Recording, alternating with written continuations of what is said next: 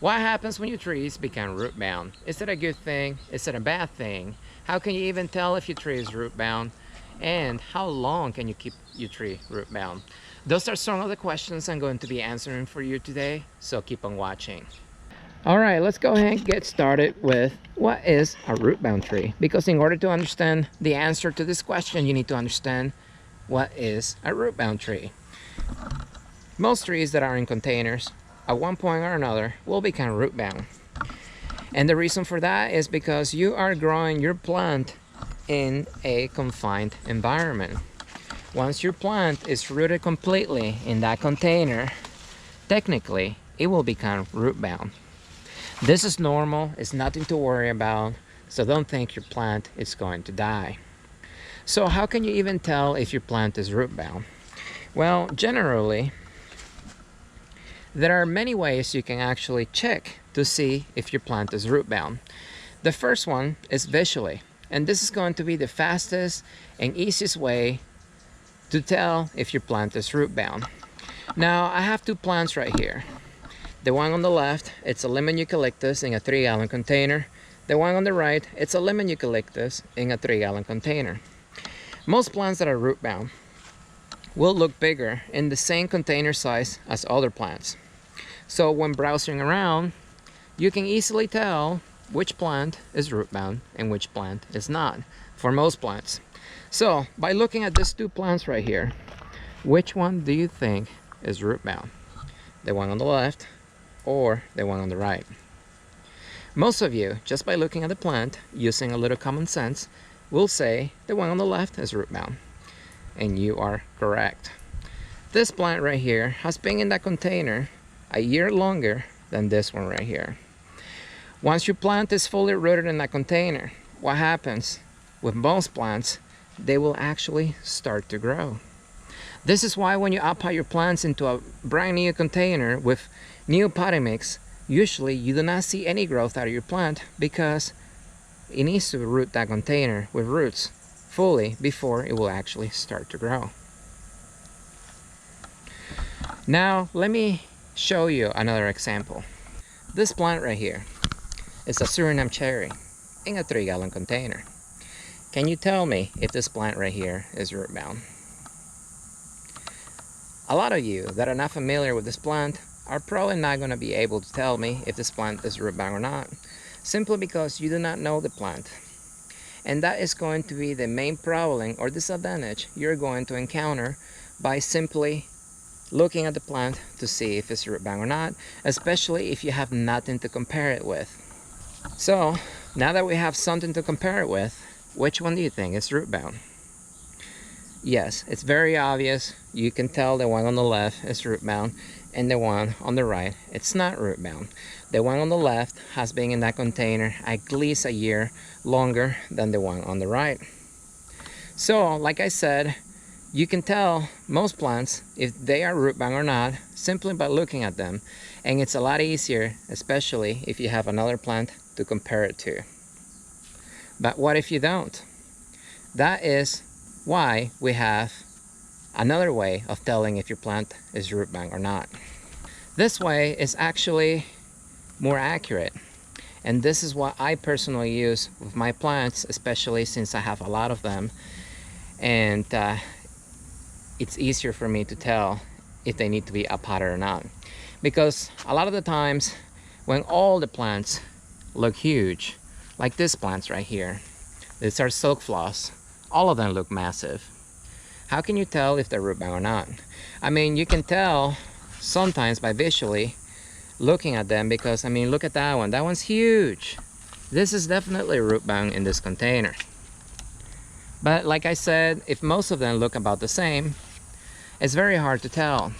So this is why we have another way of telling if your tree is root bound or not. And that is by checking to see how often your plants are drying out on you. This will depend on the temperatures around your plant and the time of the year. But normally, as your plants become root bound, two things are going to happen. The first one is the root ball of your plant is actually going to grow bigger.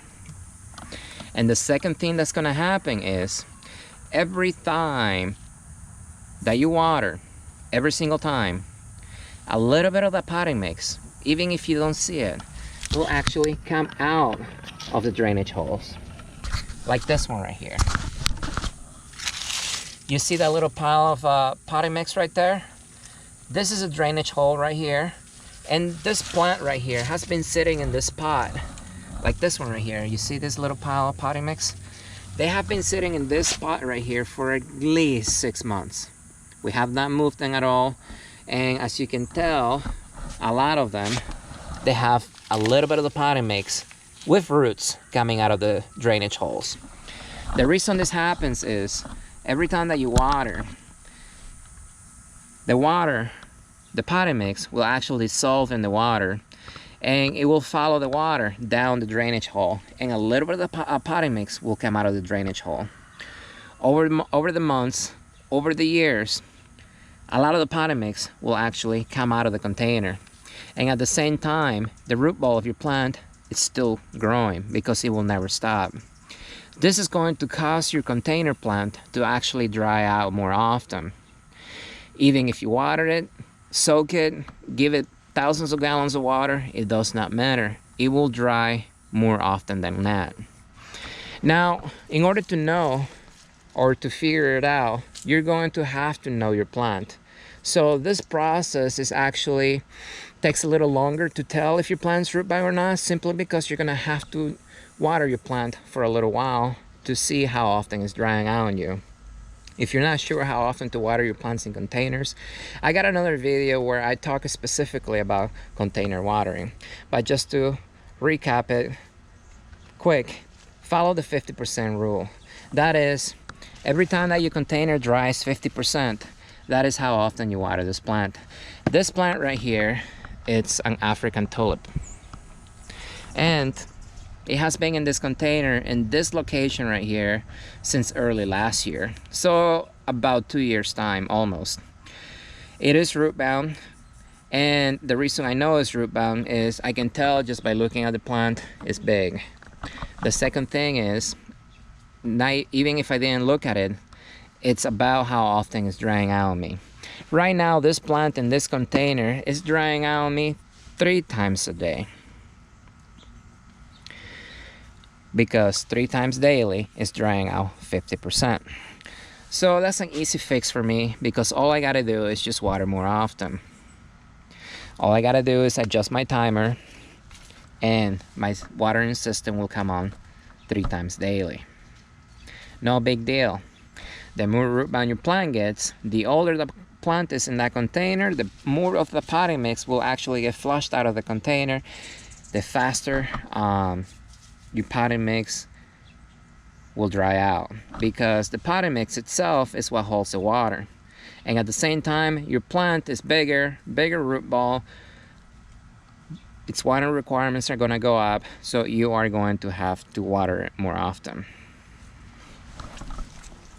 Now, is having a root bound plant a good thing or a bad thing? Well, let's go ahead and talk about the good. If you have a nursery, or if you sell plants, or even if you're a plant buyer, most people are always gonna go with bigger plants. Always. Most people are gonna buy a bigger plant rather than a smaller one, because that's just the way human nature is. People like bigger. So having a root bound tree is good, because what happens with most plants that become fully rooted in the container, they will actually start to grow fast. And like I said earlier, this is why most of your plants that are not fully rooted in the container, they usually do not grow until they are fully rooted in the container. And that process will take a few months to a few years. It just depends on your growing conditions in your area and how fast that plant grows. That's going to be the main thing, the main good thing about having a root bound tree. More branches, bigger tree, more flowers, more fruit, more everything. Now let's talk about the bad things about having a root bound tree. When your plants are root bound, they will dry a lot faster, more often. And that's, like I said earlier, one of the ways you can tell if they are root bound or not. You can easily make up for this by watering more often. But you need to pay attention to your plant. because if you don't water it, guess what's going to happen? It will die a lot faster than another plant that is not root bound. So here I have a lot of plants that I'm watering once daily, all the way to 4 times daily. Now, the environment around me is extremely hot. It's like 115 degrees right now. Super hot. Now, if my plants go dry, even for 1 or 2 hours, they will take massive damage immediately. Like this one right here. This is a southern magnolia. It is root bound. This plant right now I'm watering 3 times daily. But this plant got blown over with the wind last week, and my irrigation line came out.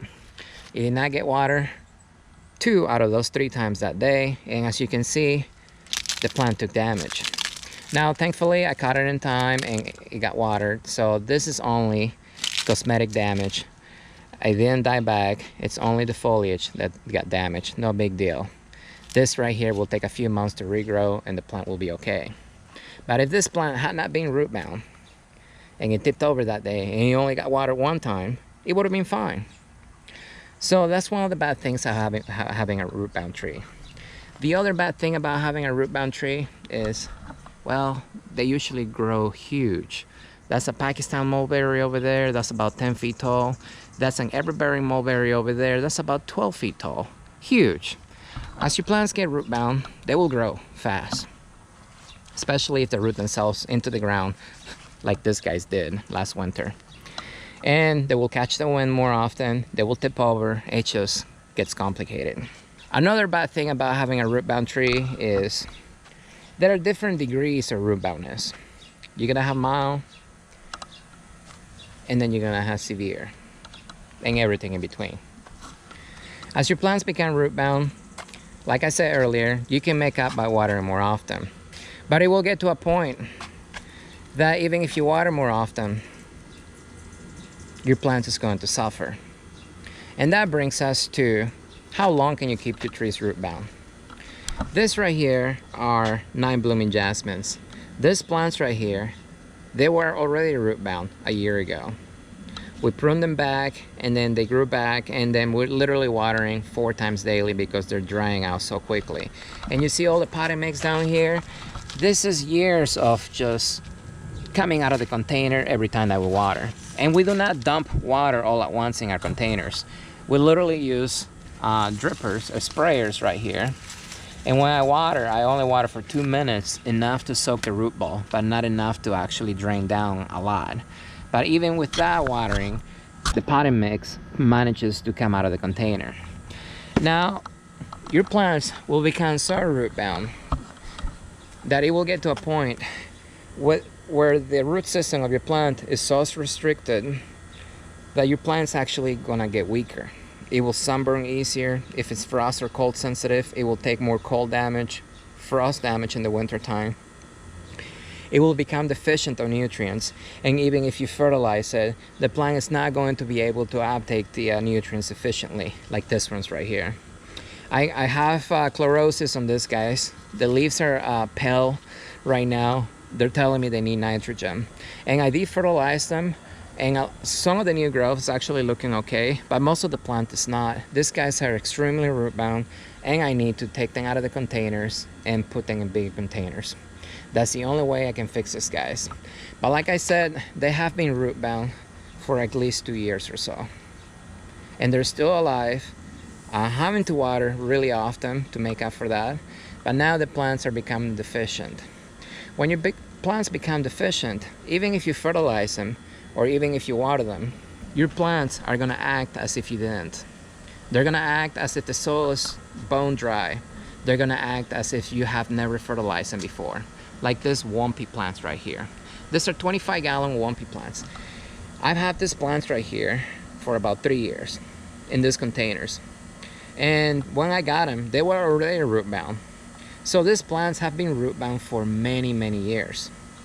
How long can you keep your plants root bound? That depends on the plant. But these plants right here, I can honestly say they have been root bound for at least 5 years. But now, this Wumpy right here is showing me signs of nutrient deficiency. You can tell I got a case of chlorosis going on, a case of all kinds of nutrient deficiency right here. I defertilized them, but the plant did not respond to the fertilization. And that is because the plant is just not able to uptake the nutrients as efficiently as it used to at one point. The root ball in that container is so restricted that the plant is just not able to eat or drink. Think about it. If somebody was standing on your belly, even with your mouth open, are you going to be able to drink or eat comfortably? Probably not. And that's the same thing that's happening here. Now, if you don't fix it, what's going to happen is this one right here. This is another Wumpy right here. It has been root bound for many, many years. It's actually older than this one by about a year to 2 years. But this plant right here got left in the sun. It was on drip irrigation, so it did get water. But the plant is so root bound that now it has become weak. It's not able to take the full sun, even though it took full sun for the past 3 years, no problem. But this year, it just said, you know what? I'm done. I'm root bound. I'm just tired of it. I just want to die, because dying is going to feel better than being restricting in this container. Now, the plant sunburned. It was wet, but the plant just wasn't able to drink the water. So it acted as if the soil was dry and completely defoliated. Some of my branches died back too, and this happened in a matter of 2 days, guys. It did not happen overnight. 2 days time. It just became so weak that it's at the point, if I don't fix it, my plant is going to die. There are a few ways you can fix this. The first one is, you take this plant out of the container and you put it in a bigger container. Simple enough. Now, since this plant has been extremely root bound for many years, I'm suspecting the root system of this plant to be circling around the container, and at that point, tickling the roots, massaging the roots is not going to help anything. You need to cut them off. So the way I fix root bound trees, I'll make another video about it when I outpot this plant. But you need to cut the root ball about 1/2 inch to 1 inch all the way around and on the bottom, and then you repot it in a bigger container, or you put it in the ground. That's the only way that I'm gonna be able to save this plant. It is still alive, and I know it's still alive because if you do the scratch test, you can tell green right here. That's the cambium layer, and if it's green when you scratch the bark, that means the tree is still alive. But I have a lot of little branches like this one right here that are dead, and then if I don't fix it, my tree will die. Wumpy trees are extremely rare. You will not find Wumpy trees anywhere, I can guarantee you. It's extremely rare. Most people don't know about this plant. I'll make another video about this, guys, right here. But the tree that you see in front of me right here, that is a $2,500 tree. Extremely rare, super old. I mean, even the seeds are hard to get, and when you do get them, you're paying $5 to $10 per seed. But yes, how long can you keep your trees root bound? Every tree is going to be different. These guys have been root bound for 5 years easily, but yet they're still alive. At this stage though, this is severe root bound. So I need to fix it. If I don't, the tree is gonna suffer.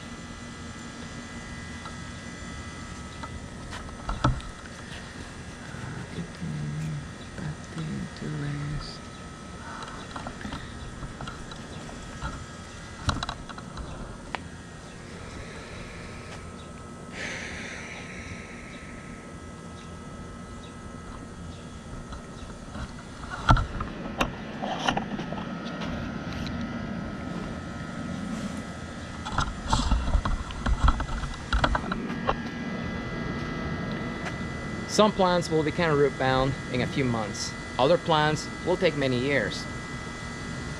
It all depends on the growing conditions in your area and how fast that plant grows in your area.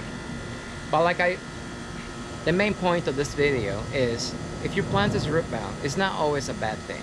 Like I said, it's normal. And there are different degrees of the root boundness. You're gonna have mild, you're gonna have severe. How you deal with it, it's up to you. You can either plant your tree in the ground, you can repot it, or you can simply keep it root bound and just watch it grow and make up for the bigger plant by watering more often. But like I said, it will get to a point where watering more often, it's not going to help, and at that point you're going to have to do something about it, because if you don't, your plant will usually die, and it will die for other reasons besides being root bound. Like the one pea that you saw, that one sunburned and it almost died simply because it was in the sun in the same location it had been for the past 3 years. But this year it just called it quits, and then it's just weak, it's sick. So I need to fix it, I need to make it feel better, and it will come back. But that damage that you saw just cost me a year of growth, 1 year. When I repot it or plant it in the ground, I'll be waiting a minimum of 1 year before I actually see any improvement out of that plant. So when you make gardening mistakes or anything bad happens in gardening, besides money, you're going to be losing time, a lot of time.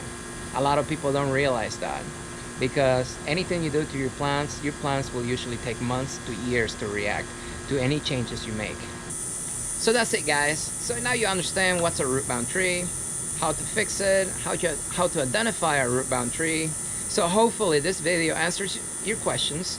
But if you have any other ones, as always, comment below. Join me on social media. Don't forget to like, subscribe, click the bell, and I will see you next time.